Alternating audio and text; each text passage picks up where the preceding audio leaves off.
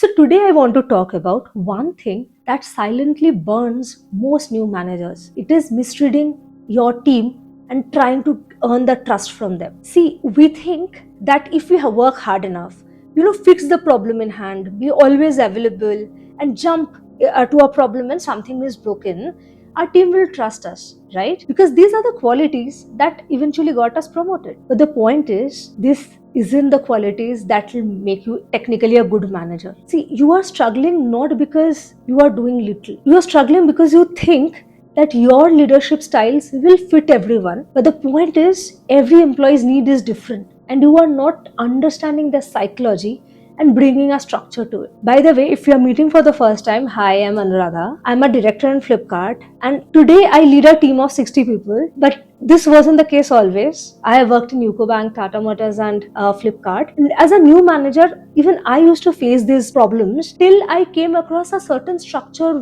which made me think, reflect, and then be a better manager. So today we will discuss that structure and how do you structurally understand the people's psychology and treat each person individually according to their need. So here's what I've learned over the years, that 80% of the manager dilemmas come from a place of their emotional needs to become the manager they really love. But that's the point. You don't have to respond to a person from your emotional need, but from what they require. So I came across this interesting model called Hershey Blanchard's model, and while reading that, I came to understand the beauty of it. It basically says that you have to go out of your comfort zone, understand the structure of the person where they belong, and then respond instead of react. So this video will be an explanation of that model, but my interpretation. So this model basically has kind of two axes. One is the competence axis. So how are they faring in terms of the knowledge from 0 to 100, and a commitment axis. So how eager, enthusiastic are they, again from a rate of low to high or a 0 to 100. So the first quadrant is people, typically new joiners, who are low on competence but high on commitment. So typically I would call this group eager, and they are typically the people who really wants to do things. So don't spend time pep talking them and making them feel motivated. Rather direct them. Give clear, direct, guiding instructions. Say that these are the 3 steps I want you to do. This is the result I want, and by this time, they will feel super motivated, supercharged, and come back with results. So the next quadrant is a low or slightly lesser competence and low on commitment. So I would call them stuck. So these people have tried to learn, but for some reason they couldn't, and now they are demotivated. So the point is, you have to both motivate them and direct them. So the typical discussions will be that, well, let's sit together, I will show you how, but next time tell me what help do you need to deliver. This will require a lot of time investment, because not only you are directing them and checking their work and quality, but you also need to pep talk, motivate, take them to the side, understand them, and make them grow. So if typically you are in a company which is very restless with deliveries, these people sometimes becomes bottleneck and really requires some kind of investment. But if you really can invest them, they often turn out to be the most trustworthy people for life,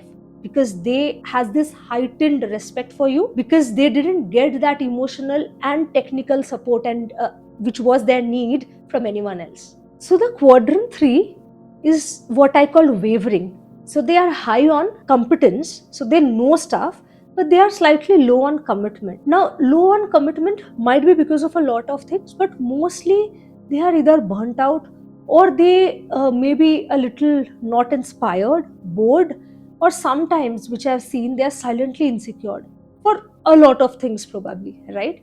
This is where you don't need to give them directions. You just need to give them support, some kind of a coaching and support to their emotional requirements. So the kind of discussions you have to do is, I know you can do it. Now, what can I do to build your confidence? Or what can I do to protect you from burning out? What help do you require?